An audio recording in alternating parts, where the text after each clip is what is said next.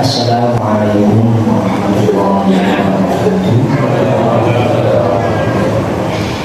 Alhamdulillah wassalatu wassalamu ala rasulillah. La haula wala quwwata illa billah. Asyhadu an la ilaha illallah wahdahu la syarika lah wa asyhadu anna Muhammadan abduhu wa rasuluh. Allahumma shalli wa sallim wa barik ala nabiyyina Muhammadin wa ala alihi wa ashabihi ajma'in.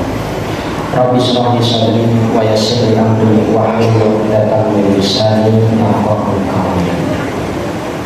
Jamaah sholat isya dan salat tarawih yang dirahmati oleh Allah Subhanahu wa taala.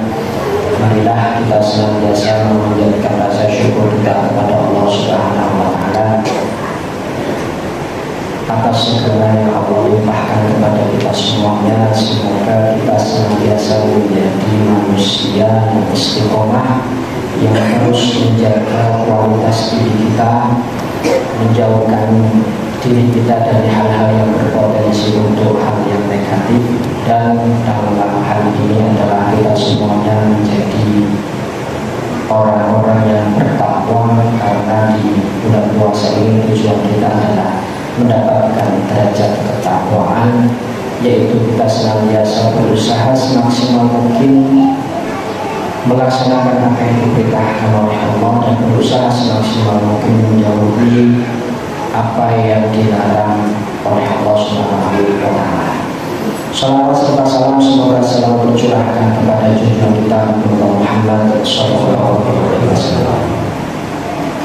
Jemaah yang dirahmati Allah Subhanahu wa taala, kita awali dari surat An-Nas, surat yang terakhir yang artinya manusia. Allah menegaskan bahwa jika dalam suatu surat itu bermakna hal tersebut, maka hal tersebut menjadi suatu yang penting. Di beberapa surat, ada surat An-Nisa artinya wanita, ada surat An-Nahl artinya lebah, dan yang lain sebagainya. Itu menandakan hal tersebut sangat-sangat penting, sangat-sangat penting yang harus kita perhatikan. Dan dalam hal ini yaitu adalah surat An-Nas, yaitu manusia, yaitu diri kita yang Allah ciptakan menjadi makhluk yang paling sempurna dan paling istimewa daripada yang lainnya. A'udzubillahi minasyaitonir rajim. Qul a'udzu birabbin nas, malikin nas, ilahin nas, min syarril waswasil khannas, alladzi yuwaswisu fi sudurin nas minal jinnati wan nas. Qul a'udzu birabbin nas, katakanlah aku berlindung kepada Tuhannya manusia. Malikin nas, rajanya manusia. Ilahin nas, Tuhannya manusia. Min syarril waswasil khannas, dari kejahatan atau bisikan setan yang bersembunyi. Alladzi yuwaswisu fi sudurin nas, yang membisikkan kejahatan ke dalam dada manusia. Minal jinnati wan nas, dari golongan jin dan manusia. Ada 3 poin yang perlu kita uraikan bersama terkait surat An-Nas ini. Yang pertama, bahwa kita senantiasa wajib untuk mengakui bahwa Tuhan atau Allah Subhanahu wa taala menjadi tempat bergantung kita, menjadi tempat yang kita terus menerus untuk menyembah kepadanya tanpa melihat hal apapun yang menyerupainya. Karena kadang-kadang yang menjadi Tuhan itu kadang-kadang makhluknya itu sendiri. Yang itu ditegaskan di sini bahwa Qul a'udzu birabbin nas, kita wajib berlindung kepada Tuhannya manusia, bukan berlindung kepada manusia, tapi Tuhannya manusia. Karena kadang-kadang kita menjadikan aspek makhluk itu menjadi hal yang ketergantungan benar. Nah, itu perlu kita hindari, bahkan kita jauhi, karena menjadi sesuatu yang terlarang. Yang kedua yaitu di poin min syarril waswasil khannas, dari kejahatan bisikan setan yang bersembunyi. Bahwa karena kita ini memiliki telinga, kita memiliki hati yang Allah ciptakan, yang memang ini menjadi hal yang istimewa dari yang makhluk yang lain, bahwa kita ini ciptakan akal dan hati, maka ada potensi sesuatu yang masuk dalam diri kita dari telinga, bahkan akhirnya masuk ke dalam hati kita, yang biasanya adalah kita berlindung dari kejahatan bisikan setan yang bersembunyi. Karena memang apapun yang kita dengar, apapun hal itu yang masuk ke dalam hati kita, hanya kita yang bisa mengolah. Apakah itu akhirnya keluar untuk sesuatu, atau keluar menjadi perilaku yang baik, maupun menjadi perilaku yang buruk. Yang ketiga, alladzi yuwaswisu fi sudurin nas, yang membisikkan kejahatan ke dalam dada manusia. Karena memang di dalam aspek dada kita, hati kita ini, dan akal dan hati kita ini mengalir suatu berbagai macam syaraf-syaraf yang akhirnya membuat perilaku kita ini bagaimana. Minal jinnati wan nas, dari golongan jin dan manusia. Dalam aspek bisikan ini menjadi penting, terutama juga dalam dunia pendidikan.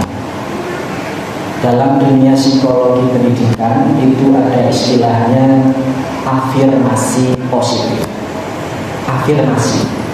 Afirmasi itu adalah suatu keadaan yang membuat orang lain itu, keadaan itu bagaimana. Suatu penekanan yang dilakukan oleh diri kita kepada diri kita, atau orang lain kepada diri kita, atau diri kita kepada orang lain. Afirmasi. Maka ada istilahnya afirmasi positif. Bagaimana kita berusaha yang masuk ke dalam diri kita ini adalah sesuatu yang positif, yang akhirnya membuat motivasi hidup kita itu menjadi baik. Coba Bapak Ibu semuanya bisa merasakan, atau adik-adik juga bisa merasakan, ketika apa yang dibisikkan itu, apa yang terbisik ke dalam diri kita, itu adalah sesuatu yang penuh emosi, penuh sangka, penuh amarah, atau penuh kesedihan. Maka itu masuk ke dalam diri kita, menjadi sesuatu yang diolah di dalam diri kita. Akhirnya keluarlah hal tersebut, bisa berupa ucapan, kemudian perilaku, maupun gerak-gerik kita ini. Kalau yang masuk ke dalam diri kita adalah sesuatu yang amarah, bisa jadi yang keluar adalah sesuatu yang amarah. Kalau yang masuk ke dalam diri kita ini adalah sesuatu yang sedih, menyedihkan, maka yang keluar adalah suatu tangisan. Ini penting. Kenapa? Agar bisa menjadi afirmasi positif, maka yang kita lakukan kepada orang lain dan kepada diri kita adalah sesuatu yang positif terus. Maka nantinya muncul selanjutnya adalah efikasi diri, yaitu kepercayaan diri. Itu di dalam dunia pendidikan sangat penting. Maka kan di sekolah-sekolah itu pasti ada kalimat-kalimat motivasi. Saya bisa, saya harus bisa, saya pasti bisa. Nah, itulah suatu bisikan yang dipraktekkan oleh diri kita sendiri, yang minal jinnati wan nas, berarti dari golongan kita ini, dari manusia, yang membuat orang lain itu menjadi positif, atau diri kita ini menjadi positif. Maka penting di sekolah, bahkan di rumah-rumah kita ada slogan-slogan. Ketika kita melihat, membaca, itu akhirnya membuat motivasi positif itu keluar. Itu sangat penting. Maka kalau di pondok-pondok itu manjada wajib, barang siapa yang bersungguh-sungguh pasti mendapatkan. Berbagai macam slogan yang di pondok maupun di dunia pendidikan itu memang tujuannya adalah untuk membuat afirmasi positif, membuat suasana diri, suasana mental manusia, yaitu mental peserta didik itu menjadi positif. Ya, akhirnya muncul efikasi diri, kepercayaan diri. Kalau manusia, seseorang dalam psikologisnya itu sudah percaya diri dan terbangun suasana positifnya, maka yang keluar dalam gerak-geriknya dan perilakunya adalah sesuatu yang positif. Maka kadang-kadang penyakit hati yang akhirnya membuat diri kita ini berperilaku negatif, salah satunya adalah bisikan. Kalau dari jin mungkin kita harus mendalaminya, tapi kalau dari manusia kebanyakan yang terbisikkan kepada kita adalah sesuatu yang negatif. Maka kalau peserta anak-anak didik kita atau anak-anak kita atau keluarga kita atau adik-adik diberikan suatu bisikan kalimat yang negatif, maka terjadi perubahan dalam dirinya sama apa yang dibisikkan. Nah, itu dihindari dalam dunia pendidikan. Maka yang hendaknya kita lakukan adalah memotivasi mereka, memberikan nasihat-nasihat yang positif. Kamu pasti bisa. Kenapa? Besok ujiannya, ya kamu pasti bisa. Udah belajar, bismillah, kamu akan bisa. Nah, tapi kadang-kala entah dalam bercandaannya kakaknya atau saudaranya kan kadang-kala nyeletuk itu, masa bisa sih, masa bisa. Itu mungkin kalau dalam hal bercanda kemudian tidak masuk ke dalam dadanya, itu mungkin tidak masalah. Tapi kadang-kala ini kita tidak tahu bagaimana anak-anak didik kita atau adik-adik kita itu merespon hal tersebut. Kalau itu terus-menerus dilakukan, celetukan yang merendahkan atau tidak percayainya, maka bisa jadi muncul perilaku atau reaksi tersebut adalah mungkin bukan saat itu, tetapi ketika dewasa, ketika SMP, SMA, atau ketika remaja, akhirnya terjadi hal-hal yang tidak kita inginkan, yang kadang-kala kita sebagai yang lebih tua heran, kenapa kok bisa jadi seperti ini. Yang kita flashback sejarahnya bisa jadi karena bisikan-bisikan yang tidak mempercayakan dirinya seperti itu. Maka penting sekali ini kita membahas di surat An-Nas terkait masalah yang membisikkan kejahatan ke dalam dada manusia, karena ini menjadi penyakitnya, bahwa penyakit bisikan ini sangat dihindari dalam dunia pendidikan. Maka gerakan anti bullying, gerakan anti menghina atau mengejek, semua sudah memperhatikan hal tersebut, karena memang dampaknya sangat-sangat signifikan, sangat-sangat membuat perilaku anak didik kita itu berubah, tidak percaya diri. Itu sangat penting sekali. Contoh kasus anak saya ini, misalnya ini terakhir, temannya itu memberikan komentar terhadap buku Ramadannya itu, karena mungkin setiap kali habis isya itu atau isya itu mesti anak kami ini ngantuk. Nanti mungkin pas sholat ini habis ini ngantuk. Akhirnya untuk sholat tarawih itu bablas, tidak dilakukan di masjid. Dilihatlah catatan itu, terus dikomentari temannya, barusan dari yang cerita, diceritakan bahwa dikomentari, cuma sedikit ya tarawehnya gitu-gitu. Ekspresinya langsung berubah. Terus cerita tadi dikomentari bahwa tarawehnya sedikit. Istri cerita kepada kami, terus apa yang kami lakukan, terus akhirnya memberikan afirmasi positif. Bilangin karena memang sedang pas itu lagi tidur, tidak bisa taraweh, dan bilalah saat itu tidak bisa taraweh di rumah dan sebagainya. Akhirnya berubah lagi ekspresinya menjadi ceria. Nah, hal-hal tersebut yang perlu kita pahami bersama terkait fisikal itu.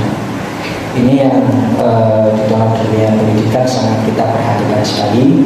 Maka marilah kita senantiasa memberikan bisikan. Dalam arti bisikan itu adalah suatu nasihat, motivasi kepada lingkungan sekitar kita, anak didik kita atau yang terdekat atau keluarga kita, untuk terus memberikan kepercayaan diri kepada mereka, nasihat-nasihat yang positif, kalimat-kalimat motivasi yang positif.